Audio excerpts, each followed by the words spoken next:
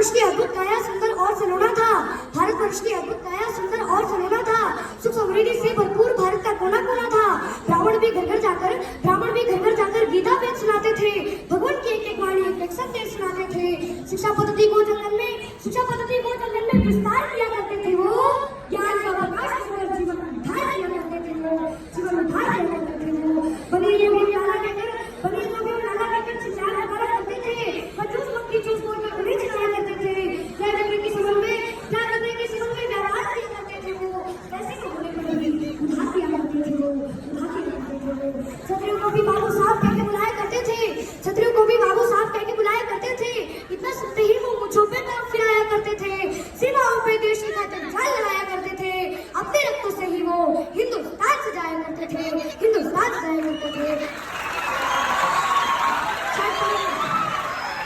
छठ पर्व में डोम के बिने सूप से सूर्य को अर्पण करते थे। उनकी दी गई अग्नि से ही पितरों को तर्पण करते थे। चमार की शहनाई के बिना शादी शुद्ध न होता था। ठाकुर ठकुराइन के बिना नाई कुमकुम हल्दी चंदन होता था। काम हमारे अलग अलग थे, विचार हमारा एक था जी। सबको सम्मानित करने का संस्कार हमारा नेक था जी। अपनी एकता के बल पर दुनिया में परचम लहराते थे। इसी पद्धति के कारण हम विश्व गुरु कहलाते थे। फिर जात पात का जहर ये हमें किसने बोल दिया? अपनी तराजू से ही सबने हमको तौल दिया। बुद्ध सिख जैन बोलकर हमको किसने बांटा है? यह हमारी संस्कृति पे जोरदार का चाटा है।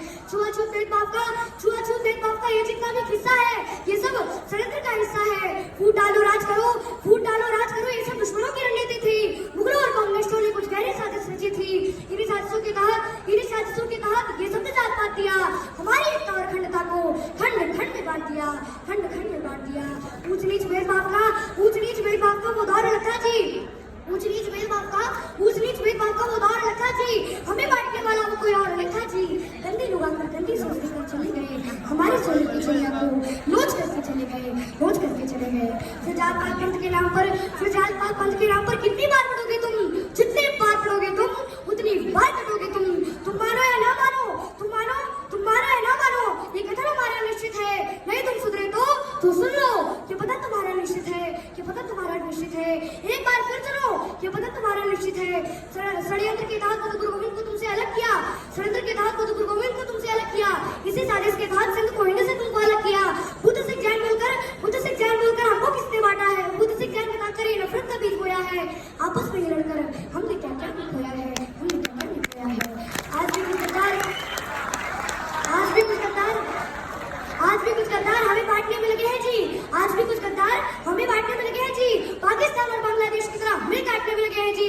दलितों का मुखौटा पहनकर कहीं तो कायर छुपा है जी। भीम आर्मी के आड़ में कहीं तो बाबर छुपा है जी। लाख जुल्म सह पुरुषों ने पर सनातन धर्म नहीं छोड़ा। तोड़ दिया दुश्मनों का गुरूर, पर अपना धर्म नहीं छोड़ा। तुम्हें फंसाने के लिए दुश्मनों ने फिर से जाल बिछाया है। जय भीम का नारा देकर फिर तुमको भरमाया है। चूल्हा भोंकने के लिए अफजल खान ने शिवाजी को गले लगाया है। पहचान मीडिया बनी है, बस अपना कुछ लगाया है। ब्राह्मण क्षत्रिय वैश्य शूद्र हमें पिता के संतान है जी। जो हमको छोटा बड़ा कहे समझो वो अज्ञान है जी। वाल्मीकि वेदव्यास ने महाभारत रामायण लिखा है। रविदास कालिदास के चरणों को हमने ही तो पूजा है।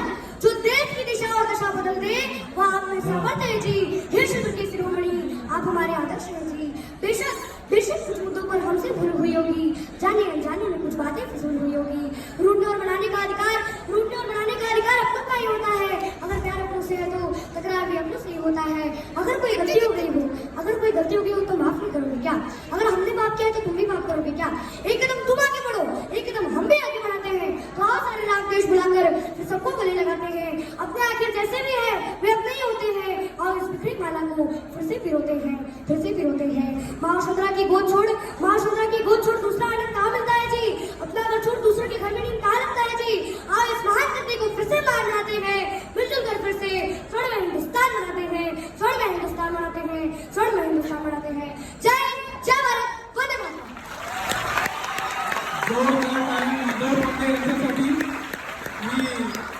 आमदार प्रताप सारखे यांना विनंती करतो की त्यांनी व्यासपीठावर येऊन भूपेश दवे सरांच्या हस्ते आपण त्यांना ट्रॉफी देऊया आणि त्यांचं अभिनंदन करूया. पांडे जी, आपको ये तैयारी करने में कितना समय लगा?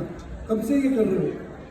बहुत 5 साल से 5 साल से कर रहे हो? ऐसे बहुत सारे ऐसा बहुत सारा है. आपकी उम्र क्या है? 9 वर्ष. मुझे बताइए, ये आपको किसने सिखाया कि जब लोग तालियां बजाते हैं 2 मिनट के लिए चुप हो जाना चाहिए, तालियां बजा लेनी चाहिए?